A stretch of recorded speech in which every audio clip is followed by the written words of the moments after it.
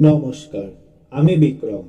অজানা ভৌতিক রহস্য চ্যানেলে আরও একটি নতুন এপিসোডে আপনাদের সবাইকে স্বাগত। আজ আমি আপনাদের সাথে একটি সত্য ভৌতিক ঘটনা শেয়ার করব। ঘটনাটা প্রায় 50-60 বছর আগেকার। ঘটনাটা ঘটেছিল দিদার মামার সাথে। দিদা আমাকে ঘটনাটা যেভাবে বলেছেন আমি আপনাদের ঠিক সেইভাবেই শোনাচ্ছি।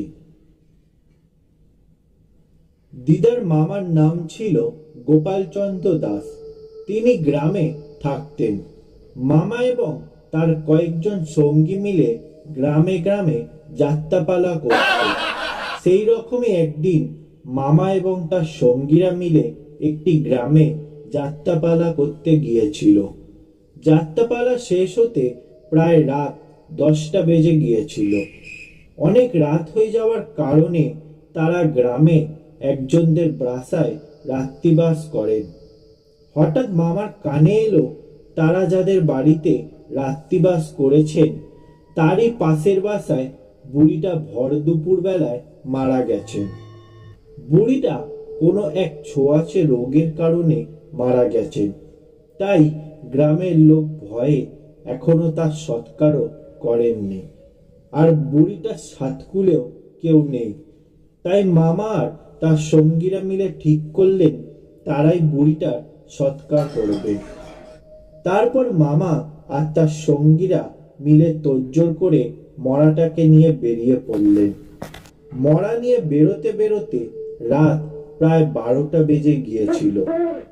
সেই গ্রাম থেকে 5 কিলোমিটার দূরে শ্মশান। শুনশান গ্রামের পথে কোনো জনপ্রাণীও নেই। মাঝে মাঝে শেয়ালের ডাক ও সেই সঙ্গে কুকুরের ক্রুদ্ধ প্রতিধ্বনিও শোনা যাচ্ছে। সে এক গা ছমছমে পরিবেশ। সঙ্গীরা সবাই মাঝে মাঝে হরিধ্বনি দিয়ে মরা নিয়ে পথ চলতে লাগলাম। মামা ছিল সামনের দিকে। আস্তে আস্তে হঠাৎ মামার মনে হলো কে যেন মুঠো করে চেপে ধরল মামার বাম হাতের কবজিটাকে। ঠান্ডা বরফের মতো সেই হাতটা আস্তে আস্তে আরো জোরে চেপে ধরতে লাগলো। মামা তখন ডান হাতে করে অনেক চেষ্টা করতে লাগলো সেই হাতটাকে ছাড়াবার, কিন্তু কিছুতেই হাতটাকে ছাড়াতে পারছিল না।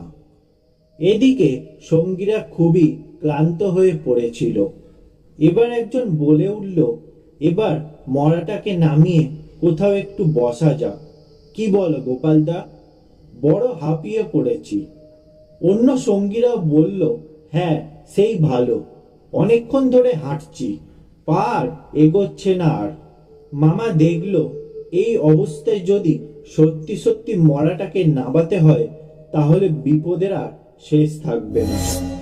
এই দৃশ্য যদি সঙ্গীরা দেখে যে মৃতদেহটা আমার হাতটাকে চেপে ধরে আছে, তারা ভয়ে সবাই পালাবে এবং ব্যাপারটাও ভৌতিক হয়, তাহলে মামারও আর নিস্তার থাকবে না।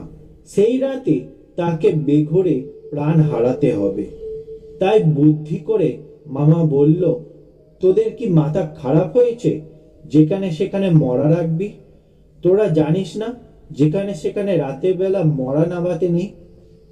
মামার কথাতে সঙ্গীরা চলতে লাগলো। এদিকে হাতের মুঠোটাও এমন শক্ত হতে লাগলো যে মামার চোখ থেকে জল বেরিয়ে আসতে লাগলো। সঙ্গীরা আবার বলল, গোপালদা আর পাচ্ছি না। মামা বলল, চল আর একটুখানি তো, এসেই তো পড়লুম, আর একটু চ। মরাটা ক্রমশ ভারী হতে লাগলো। সঙ্গীরা বলে উঠল, আর আমরা পারছি না, নাবাও এবার। মামা ধমক দিয়ে বলল, এত অধৈর্য তো এলি কেন সবাই? যেখানে সেখানে মরা নাবিয়ে মরবি নাকি? মামার কথা মেনে নিয়ে সবাই জোরে জোরে হরি বল দিতে দিতে চলতে লাগলো। দেখতে দেখতে শ্মশানের কাছে এসে গেল। আর 1 কিলোমিটার দূরে শ্মশান। রাতও প্রায় শেষ হয়ে এসেছে তখন। আগেই একটা মিষ্টির দোকান দেখতে পাচ্ছি। তখন তারা ঘুম থেকে উঠে যে যার মতো কাজ করছে। সঙ্গীরা দোকানের সামনে এসে দাঁড়ালো।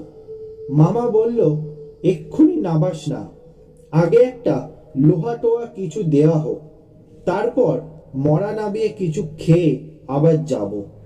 বলে মামা দোকানের একজনকে ডাক দিল। মামার ডাক শুনে দোকানের ভিতর থেকে একজন লণ্ঠন নিয়ে বেরিয়ে এলো। তিনি আসতেই মামার ডান হাতের তর্জনী দিয়ে ইঙ্গিতে বাম হাতটা দেখিয়ে দিল। দেখা মাত্রই তিনিও বুঝে নিল ব্যাপারটা। উনি বললেন, একটু দাঁড়াও, তোমরা কেউ মরাটাকে নাবিও না, 1 মিনিট আমি আসছি। বলে তিনি ভিতরে গিয়ে একটা লোহার রড নিয়ে এসে বুড়িটার হাতের উপর এক ঘা জোরে মারলেন। মৃতের শক্ত হাতটা আলগা হয়ে পড়ে গেল। এই ভয়ানক দৃশ্য দেখে মামার সঙ্গীরা ভয়ে খাটিয়া রেখে দৌড়ে দোকানের ভিতর ঢুকে পড়লেন। মামাও তখন হাঁপ ছেড়ে বাঁচল। এদিকে সকাল হয়ে এসেছে, কিন্তু সে মরা নিয়ে আর কেউ পোড়াতে যেতে রাজি হয় না। অবশেষে অনেক করে বোঝাতে সবাই রাজি হলো। বুড়িটাকে নিয়ে চললাম দাহ করতে। তারপর থেকে দিদার মামা আর কখনো মরা পোড়াতে যাননি। সেই আতঙ্কটা এখনো রয়ে গেছে তার মনে। এই ছিল আজকের সত্য ভৌতিক ঘটনা। গল্পটা যদি ভালো লেগে থাকে তাহলে লাইক, শেয়ার ও কমেন্ট করে দেবেন। এরকম সত্য ভৌতিক ঘটনা শোনার জন্য অবশ্যই চ্যানেলটাকে সাবস্ক্রাইব করে দেবেন।